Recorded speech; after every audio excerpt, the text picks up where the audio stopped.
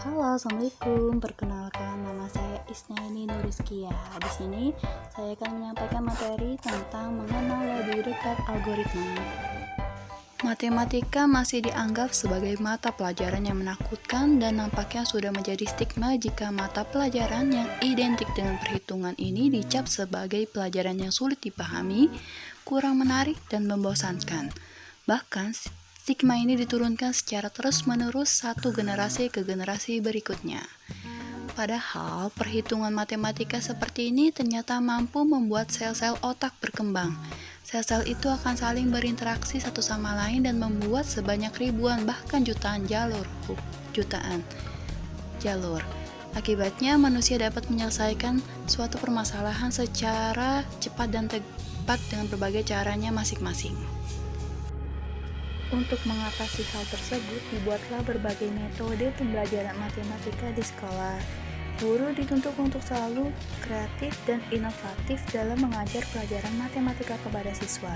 Alhasil, pelajaran matematika menjadi lebih menyenangkan, mudah dipahami, dan menarik. Salah satunya metode yang mulai berkembang adalah metode number science. Dengan metode ini, siswa dilatih untuk bermain dengan bilangan. Bilangan adalah dasar dari matematika.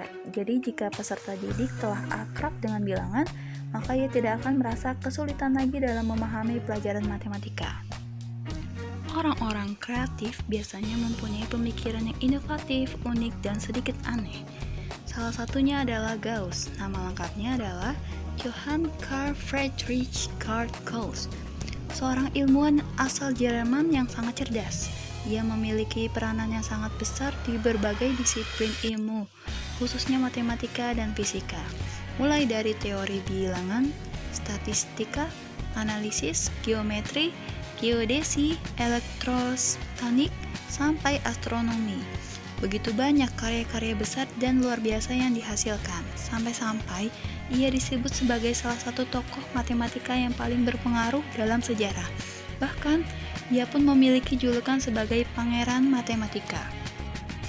Ia lahir pada tanggal 30 April 1777 di kota Braunschweig, Jerman. Dia berasal dari keluarga yang miskin, ayahnya seorang tukang batu yang berpenghasilan kecil dan pas-pasan. Dalam kesederhanaannya itu, Gauss justru menunjukkan bakat yang luar biasa.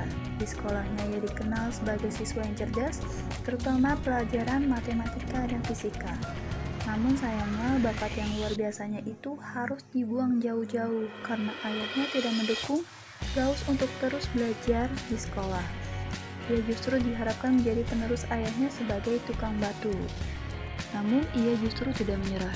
Pada umur 10 tahun, guru matematika memberi pertanyaan kepada seluruh siswa termasuk Gauss. Dalam hitungan detik, Gauss mengacungkan tangannya. Ia menjawab pertanyaan tersebut dengan tegas, lantang, dan tentunya benar. Werner pun terhentak. Bagaimana mungkin anak sekecil itu bisa menjawab dengan cepat dan benar? Ternyata ketika teman-teman lain sibuk menghitung 1 ditambah 2 ditambah 3 dan seterusnya, Gauss justru menggunakan perhitungan yang nyeleneh. Ia hanya menjumlahkan bilangan-bilangan di kedua ujung perhitungan itu, yang menghitung 1 ditambah 100, 2 ditambah 99, dan seterusnya hingga 50 ditambah 51. Perhitungan kedua ujung bilangan-bilangan selalu menghasilkan 101, dan tanpa berpikir panjang, ia langsung melakukan perhitungan 50 dikali 101 yang menghasilkan 5050, dan ternyata hitungan Gauss tepat dan cepat. Gauss dan contoh soal tersebut merupakan contoh-contoh kasus yang menunjukkan apa yang disebut dengan number science, sebuah elemen penting dalam pembelajaran matematika. Lalu, pernahkah Anda membaca buku resep makanan? Apa yang Anda lihat? Lalu apa yang dapat Anda katakan tentang buku yang berisi resep itu? Ya, pada tata cara pembuatan makanan dituliskan langkah-langkah yang harus dilakukan untuk membuat makanan tersebut dengan urutan sistematis dan terperinci. Artinya, jika ingin membuat makanan seperti yang digambarkan dalam resep makanan, Anda harus mengikuti langkah-langkah yang diberikan secara berurutan. Anda tidak bisa berbuat semaunya dengan mengambil langkah-langkah tertentu secara acak. Sebagai contoh, untuk menghemat waktu pembuatan makanan, Anda melakukan inisiatif dengan mengabaikan sebagian langkah-langkah pembuatan makanan yang dituliskan di buku resep. Misalnya, dari langkah pertama, Anda langsung menuju ke langkah 4. Tentu saja ini tidak bisa dilakukan. Anda mau tidak mau harus mengikuti langkah-langkah yang diberikan secara benar dan berurutan. Mulai dari langkah pertama, kedua, ketiga, dan seterusnya hingga selesai. Secara tidak sadar, sebenarnya Anda sedang melihat sebuah konsep yang ditulis secara logis, sistematis, dan terperinci. Dalam matematika, Anda mengenalnya dengan sebutan algoritma. Apa itu algoritma? Banyak sekali pengertian tentang algoritma, tetapi secara garis besar semuanya memiliki makna yang sama. Berikut ini adalah beberapa pengertian algoritma yang diambil dari berbagai sumber. Yang pertama, algoritma adalah langkah-langkah penyelesaian soal yang disusun secara logis dan sistematis.